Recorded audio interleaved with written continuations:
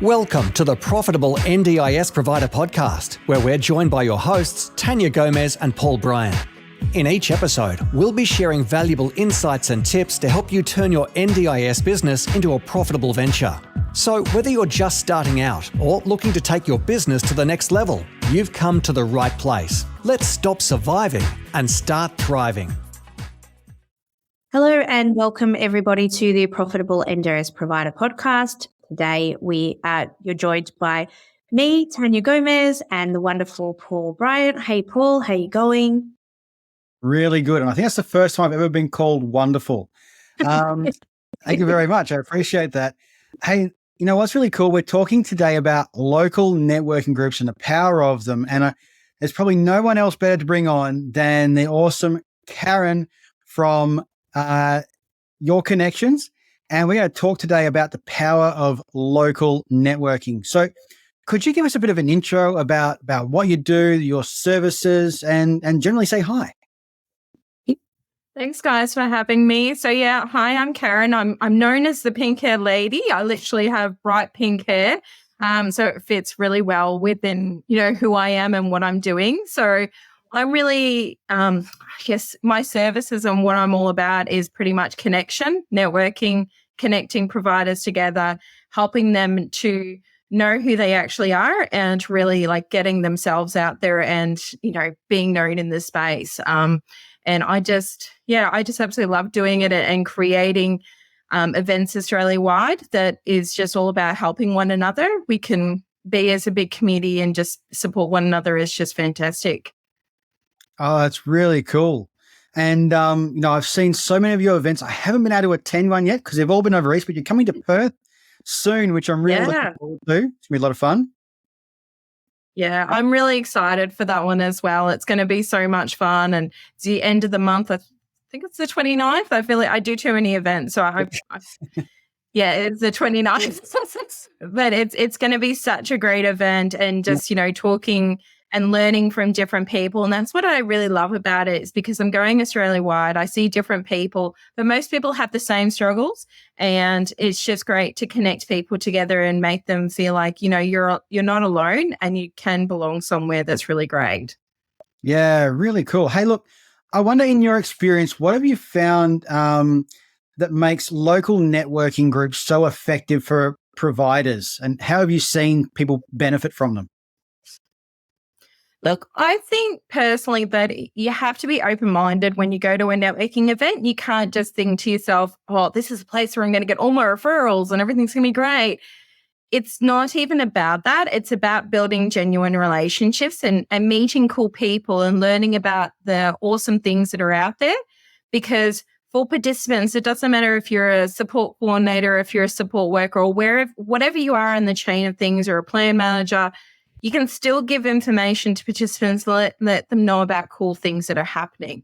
And I feel with, networking events, it is such a great untapped resources for providers to actually get really good relationships. And then hopefully, somewhere down the track, you can, hopefully get a referral from one another or that at least, you can tap into their networks as well and ask them the question and say, hey, do you know someone I can connect in with? Or like, I really need to connect in with a certain person. And because you build that relationship with that person, you can actually you might be able to get an in where that you could never get an in before if you just didn't go to any networking events and you just kind of stayed in your little bubble.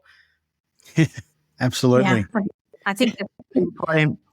So I'm really interested, Karen, about where you started and where this came from. What inspired you to establish your connections community? Where did this come from? Yeah, so I started about in October 2021. I was actually a support worker prior to doing what I do now, and I did it for about 6 months, and it was kind of lonely. And I felt that the industry was very separated. So like sole traders to registered to unregistered to small, medium, and large providers. It was like such a big divide, and I was like, my thing is like, why can't we all just be kind and connect with one another? Like it doesn't cost anything to be kind. And, we can't, when a provider says to me, we do it all, I'm like, maybe you're not doing some certain things right. Like we can't all do it all, and we can't all be the right person for one person. They all need different things from different people. So I wanted to create a space, and I wanted it, when I first started doing the events, they were just like little mini events. So we would just go to a cafe and we would learn about one another, and it was really great. I did that for about 1.5 years. And then I was like, I want to go bigger than what I'm doing. And I still love the mini events. I do them not as often, but I still do them if I can. Just my calendar sometimes doesn't allow me to do that. But doing the bigger events, it's so great because it allows for providers to have a platform. It doesn't cost you an arm and a leg. I've now changed it as well that for sole traders, it's it doesn't cost as much, because if you're a one woman or one man band, you may not have the costing of what a bigger provider could, afford to utilize on that kind of brand awareness marketing. I wanted a space that everyone could belong. The only proviso, I guess, to be able to belong in the community is that you want to connect and you want to collaborate and that you want to support one another. If you're kind of not in that zone, we are not your people, and that's okay. You won't get very far in the industry, but that's okay. That's not your people. It's, to me, what kind of comes from it as well. My son, he's autistic and he has ADHD, and we've personally had times where providers, it's not been a great experience for him. And as a parent, I see it and go, wow, like, it's hard because it's a domino effect. It affects him, but it affects us as well. And I wanted to create a space where there is good providers out there, and that I get to know, and then everybody gets to know about the good ones that are out there, rather than families and other, just participants getting, they don't always have to have those bad ones. There's some really good people out there, and like letting the community, our community, but also letting like the outer community know about these really good people. I think it's like anything. Can we go back to the days of, it just reminds me back, in the 70s, I wasn't born back then, but just remember back in the 70s of being like, if you're looking for a great mechanic, you go, it'd be like with my dad, he'd be like, go see Jim. He's the best mechanic. He's going to give you the best deal and support the best way possible. I kind of want it to go back into that way, is that why can't we just tell other people about good things and let it all, and that's what the community does. We all tell each other, and we tell other providers about good things about different people, and that's how people grow, really. Yeah, look, that builds know, like, and trust factor pretty quickly when you are referring people like that. Look, I wonder if you could share a success story, an example of providers you've met who have really benefited from, participating in the groups that you're running. Yeah. So, one of my providers that I know, I nicknamed her this, and she's actually okay with it as well. She was like the mental health queen. They'd come to, multiple of Connect Fest as a sponsor. And the great thing about it is that she did become that person, that go-to person in Brizzy, that she's the mental health queen. People know that, okay, if we need a provider that understands like mental health through and through, she's also a registered nurse, so she's got that kind of element to it. That's the great thing about what Connect Fest can do. People learn, like they may not remember a person's name, because I understand people sometimes don't remember the name, but like, oh, the mental health queen. I'm like, yep, know who you're talking about. And it allows for them to become known as someone, but that's her niche, and that's what, sets them apart from the other providers that are out there. Other people as well. I spoke to a provider recently, and they came in as attendee. So not as a sponsor, but he's so beautiful. He says to me, Karen, you've actually helped grow my business so much. And, thank you, because just from the connections that, we've made through Connect Fest, and they're really genuine and really good connections that people want to connect and collaborate. They've now started, they're an allied health organization. They're now starting to work with a support coordinator that he met at the event, and they're actually doing free things to be able to support people just to get onto the NDIS, and they're actually doing functional assessments. He then even wrote a really lovely LinkedIn post about myself, about who all the connections he's made. And it just melted my soul. I was Brilliant. like, that's what I want it to be. But yeah, that's really cool. No, it's nice when you get to have that feedback that people are genuinely getting the value from something you're doing. And networking is, it's not just for the extrovert. It's not just for people who are already well connected. Because I've seen personally some people come along to networking events shy as, really worried about stepping into a room full of people, but just able to come out of themselves a little bit and have just a couple of real conversations and explain how they operate and even find that bit of connection as well. No, it's fantastic. And that's one thing. I mean, like I had a provider even say to me, she goes, they went to the Gold Coast event. They actually drove from Coffs Harbour to come to my event, which that's just, incredible. And, from that's just super incredible. But also they sent me a lovely email and they said, oh, look, like Karen, you made us feel welcome and so belonged. We didn't know anyone. The only person we know was you, and we literally met you on a Zoom like a week prior. And it was just like, you've just made us feel so welcomed. We're belonged. We're part of this, community, and it's just like having, they call them the people who keep coming back to my events. That one of the providers who actually, comes regularly, I say, oh, you become a groupie, and they're like, no, it's called a croupie now with a K. So that was really cool that they're all kind of giving themselves their own names and going to do badges and other fun stuff like that.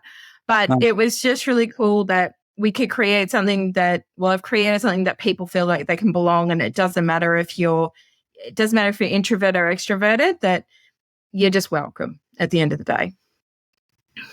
Yeah, really cool. I think that's, and I think it's maybe 8 or 9 of your events that I've been included in, me and my team. And I think we've made some really great connections. Well, it's been really lovely to meet with people and to get to know people better in each area. And especially if you're a new provider, I think it's a daunting process for new people to create that network. So it's a really nice, warm introduction to people in different states as they're, if they're opening in a new state or if they're, expanding. That's a really nice way to try and meet your tribe or your people that you can create those connections with. Yeah, I really I talked to providers, and I talked to a provider in Sydney, and they were like, oh, we're going to expand to Brisbane. I'm like, cool, reach out to me, tell me who you want to connect in with, and then I'll talk to, people and I can connect you with people that are going to be suitable to what you need and what you wanted. And it is good for, it doesn't matter if you're a sole trader, or if you're a small or medium or large organization. All that really great brand awareness that people get from the events is just, even as an attendee, you still get some type of brand awareness that, oh, you were with the, the lady with the pink hair, this is really cool. And I genuinely want to connect people together. It's like, if I can, every conversation I ever have with someone, I'm always thinking in my brain, I'm flicking through my tabs and I'm going, who can I connect that person in with? Who can benefit from that connection? Which I just really love. And I love seeing the domino effect from, providers meeting up for coffee or just even collaborations happening. It's just so exciting to be that person, to be able to help people to do that. So who do come to your networking events? Is there a typical size? Is it, is it anyone? Who are you targeting? Who's your tribe? To me, it's, really anyone who works in the disability space or wants to be in the disability space. So, we have support coordinators, we have plan managers, we have a lot of, we have SIL providers, SDA providers, ILO providers, just trying to think what other plan management, so if I said them, pretty much anyone, or support workers. It can be art therapists, it can be gardeners, it can be cleaners. It's really anybody who works within the disability space. I'm also as well welcome to, as well, I guess more your outsider support that are actually there to support, say, for the providers. So it could be in regards to I recently spoke to a guy and he does web design stuff, and I'm like, cool, we need really good web designers, within the space. Sometimes I see some of the websites and I'm like, oh my gosh, yes, please. We need really good ones for that, or even accountants and things like that. So it's like anybody who wants to help our community to grow and be better within the business, I think is really important. Also, as well, like, you know, just like yourself, Tania and Paul, you know, you guys are coming for the Perth one, and what you guys do is really important as well. And just, it just allows people, I feel like a lot of people don't want to think outside the box. Me, I'm like, the box is no longer there. It's like who can actually help this community and make things to be able to support them possible as well. Yeah, that's fantastic. Wonderful. And I've seen a couple of your events, and I am jealous. I haven't been to any of them yet. Tanya, you've been able to get to a few of them. But for instance, for those that haven't been to something like that, could you give us a quick run through of what it's like what you do at one of your events? Yeah, sure. So it's really great. So we have, like, once everyone kind of starts to come in, we actually have a table for our sponsors, and they put their goodies on the table, and then I kind of force them to go behind the table to actually start talking to people, which is good because it's like I kind of introduce people like, hey, welcome to Connect Fest. And then I say, go in and talk to the speakers. And what's great is that providers then give, you know, if attendee wants to grab the goodies, they can. It's their choice. They don't have to, but it allows them to know, oh, these are the speakers. Cool. That's who I'm going to be learning and hearing from. Then we have morning tea, and then I start, and it's set like, well, it depends. Sometimes it's set theatre style. Sometimes it's set like a banquet style. But it's a very relaxed kind of environment. And usually I just start to talk and just say, you know, why was Connect Fest created? Also about like other businesses that I have and what I do in the space and how I can help people. And then I invite my speakers to come up, speakers or sponsors, either way it can be. And they get 10 minutes to talk. There's 3 different options that a provider can pick. The one is, I call it the hook, line, and sinker option, which is pretty much, why did you decide to start your business and what makes you unique in the services that you provide? And then I ask a couple of follow-up questions. We actually sit down. So I like to create something that's like, it's not an uncomfortable thing. We will literally, like, for providers who get nervous, because I know that, like, I mean, I could talk to a retriever talk back to me, but like for other people, it's quite nerve-wracking. I will literally put the chairs and kind of like make it so that we're not looking at the audience so that they feel comfortable. And I always tell the attendees to be nice if it's their first time, especially if they're really nervous, to give them that. The second option is more for a business who wants to kind of tell them about their success and where they are at within that kind of, I guess, giving tips and hints to provide to other providers, because I think sometimes knowing that, especially if you're at that beginning stage, to know someone else there that have gone through the hurdles, that it's okay and that you can do it. And then the third option is more about an informational session. So I kind of leave it to that provider, of course, approve it as well, but like to find out what's some information that you could provide to the community that's going to help. We recently had a support coordinator in Brisbane. She talked about PACE, which was really great. She's previously spoken about report writing. We have in Sydney, the next Sydney event I have in October, a provider's going to be talking about nursing and kind of what the impacts of that are within the NDIS space. So it's really great. They have those 3 options to pick. They just got to let me know.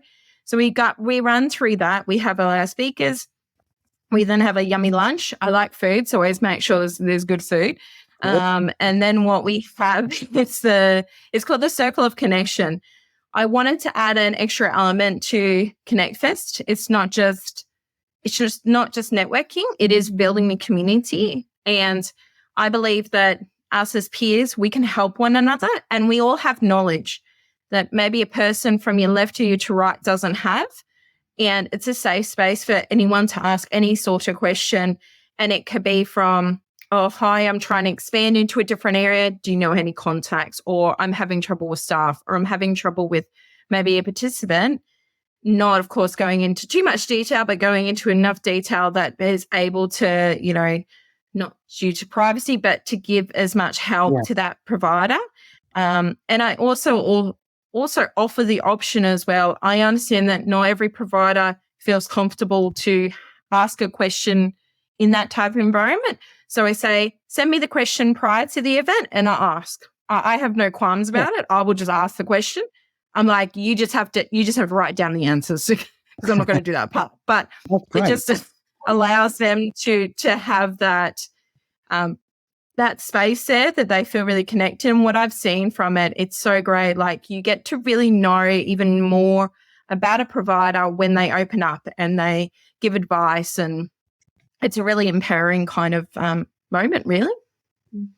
Amazing. So yeah, that's pretty much what Connectors Festival is about, and it's just all about helping and connecting, and everyone gets business cards and flyers out, and just just about supporting one another really at the end of the day. And Karen, where can people find out what your dates and locations are? Where's the best place for people to go if they want more information? Yeah, sure. So it would be my website, which is like I said, www.yourconnections.com.au, because I like to be a bit different. That's where you can send like just your request, and then I'll send you the dates, and then I'll send you all the information that you need, which has all about the sponsor information, pretty much what the event's all about, the dates, and the link to the events as well. Amazing. That's great. Now, because we are talking about networking, I couldn't not throw over to you, Paul, because you also run networking events. Do you want to tell us about your networking events and how people specifically in Perth can find out more about your networking events? Yeah, cool. So we do ours as a bit more of a specific business networking. I sort of push two people together in a room and say, hey, make something happen. No. So we have an event every 6 weeks. Yeah. Talk now. Now we have an event every 6 weeks where we help providers and allied health. And we've had a lot of people coming along from SDA to meet providers and that sort of thing. And it just creates, as you said, a space where people can connect, ask questions, and develop those business relationships that are going to help them move forward. And so, obviously, if you get in touch with me through my website, I've got a link to where all our the rest of our events are for the rest of the year now. Finally, I managed to get my location booked for the rest of the year, which was fantastic. I'm sure, Karen, you've had a lot of fun organising different locations. Yeah? It's fun. I like the quirky one, so it's fun to find the different places. It's good. Oh, that's really cool. Hey, look, thank you so much for joining us today, Karen, and for explaining about your events and how you operate and how you like to really help businesses in the NDIS connect for the sake of the participant, which is really cool. I love it. No, most definitely. Thanks very much. I really appreciate, coming on here and talking. I just absolutely love Connect Fest and just want more and more people to know about, essentially. Brilliant. Hey, look, next week, listeners, we are actually going to be talking about showcasing your business through awards and conferences with Kelly from One Community. So we have a great time chatting with her about those things that they're doing as well. But for today, thank you very much, Karen, for joining us, and we will see you guys later. See you later. Thank you. Thanks for tuning in to another episode of the Profitable NDIS Provider Podcast with Tania Gomez and Paul Bryan. We hope you found today's episode informative and valuable. If you enjoyed the show, please don't forget to subscribe, leave us a rating, and share it with others who could benefit from our insights. Until next time, keep thriving.